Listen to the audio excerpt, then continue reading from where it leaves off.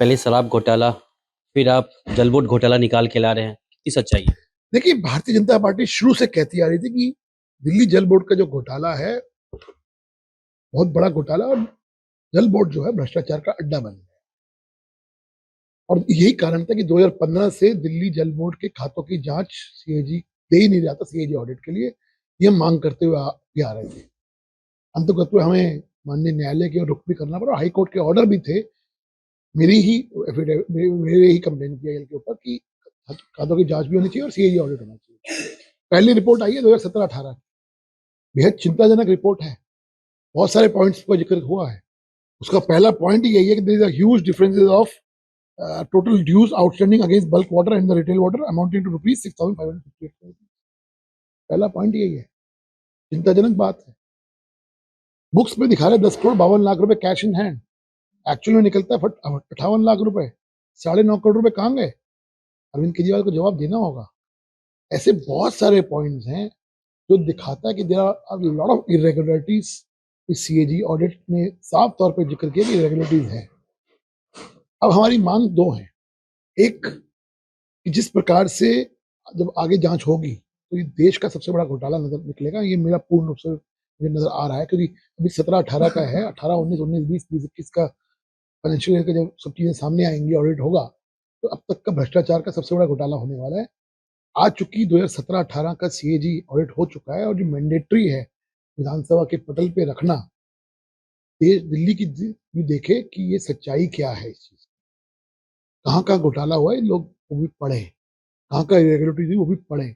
इसलिए आज विधानसभा के पटल पे रखना तो मैंडेटरी है, अरविंद केजरीवाल उसको रखें। और जो कहीं ना कहीं सीएजी ने इरेगुलरिटीज का जिक्र किया है, बताया है, उसकी सीबीआई की जांच होनी चाहिए। Bharatiya Janata party lieutenant governor साहब से ये मांग करेगा, क्योंकि डायरेक्ट जिम्मेवारी 2017-18 में तो सीएम साहब जो अरविंद केजरीवाल जी वो जल बोर्ड के सीईओ भी थे, इसलिए उनको चेयरमैन थे, इसलिए उनको ये डायरेक्ट जिम्मेवारी उनकी भी बनती है। इसलिए सीएजी की जो रिपोर्ट है उसकी जांच जो है, जांच होने के बाद जो अब आगे की फर्दर जांच है वो सीबीआई करे, ये हम मांग करेंगे। सर, आपने तो कह दिया कि आप मांग कर रहे हैं, लेकिन अभी ये रिपोर्ट जो आई है 2017 की, आगे भी आने वाली है, जिसके बारे में आपने कहा है कि बहुत बड़े पैमाने पे घोटाला होने की बात कर रहे हैं। तो इसमें अभी आपके कल से आपका इस पे क्या रहेगा रणनीति?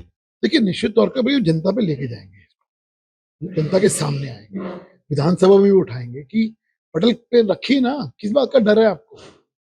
आप चीजों को छुपा क्यों रहे हो? देखिए, छुपाता वही व्यक्ति है जिसके मन में चोर हो।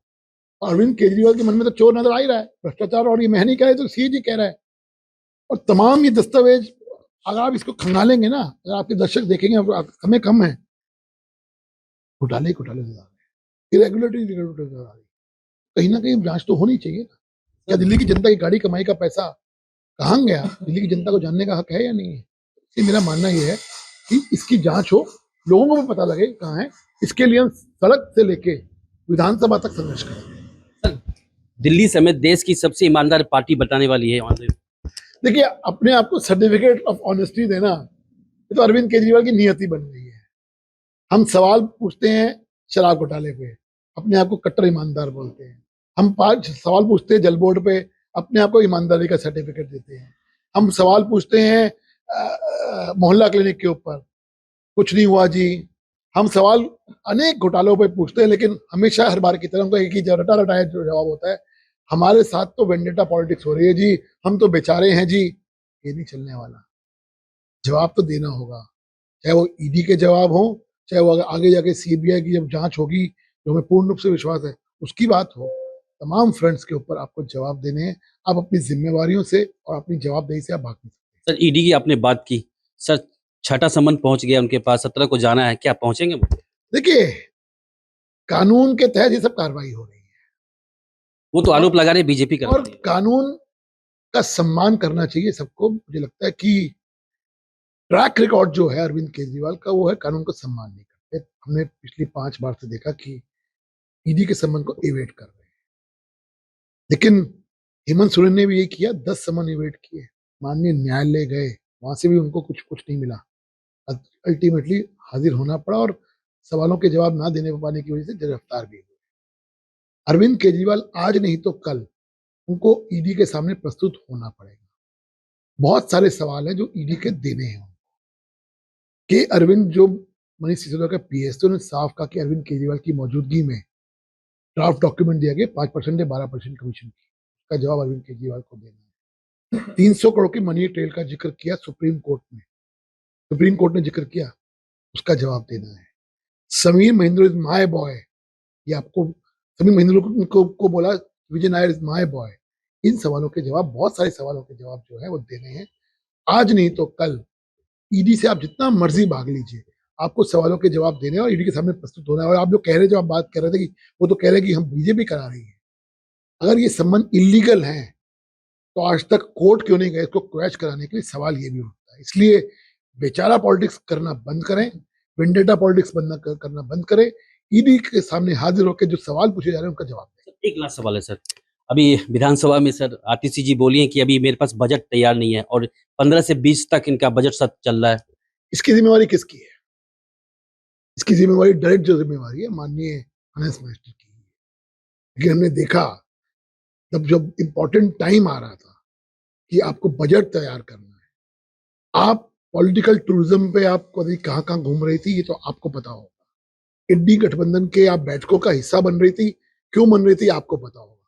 लेकिन जो ऑल इंपॉर्टेंट काम दिल्ली की जनता ने आपको चुन के भेजा और आपको काम फाइनेंस मिनिस्टर होने के नाते दिल्ली का बजट पेश करना था, उस वक्त पेश क्यों नहीं किया, ये आपकी जिम्मेवारी है। आप ये कह के कि अफसरों ने होने नहीं दिया, या आप किसी और टोपी ट्रांसफर करने की जो आप कोशिश कर रही हैं, कि आपने पिछली बार भी कोशिश की थी, दिल्ली की जनता ने सच्चाई सामने देख लीजिए सच्चाई क्या थी। इसलिए अब भी जो आप टोपी ट्रांसफर करने की कोशिश करिए वो चलेगा नहीं। इसकी जो डायरेक्ट जिम्मेवारी है वो माननीय फाइनेंस मिनिस्टर आपकी है।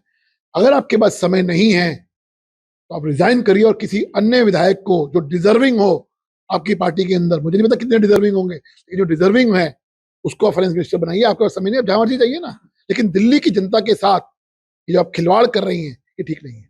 बहुत बहुत शुक्रिया हमसे बात करने। हमारे साथ मौजूद थे दिल्ली बीजेपी प्रदेश सचिव हरीश खुराना जी। उन्होंने साफ तौर पे कहा है जिस तरह से आतिशी ने जो कहा है कि विधानसभा में कि उनके पास अभी बजट तैयार नहीं है, बजट तैयार नहीं, तो जिसको लेकर ये उन्होंने आड़े हाथ लेते हुए कहा है कि अगर आपके पास समय नहीं है बजट बनाने का तो आप रिजाइन कर दीजिए, ताकि कोई और जो विधायक है वो इस पद को संभाल के बजट पेश कर सके। अभिषेक ने एबीपी लाइव, दिल्ली।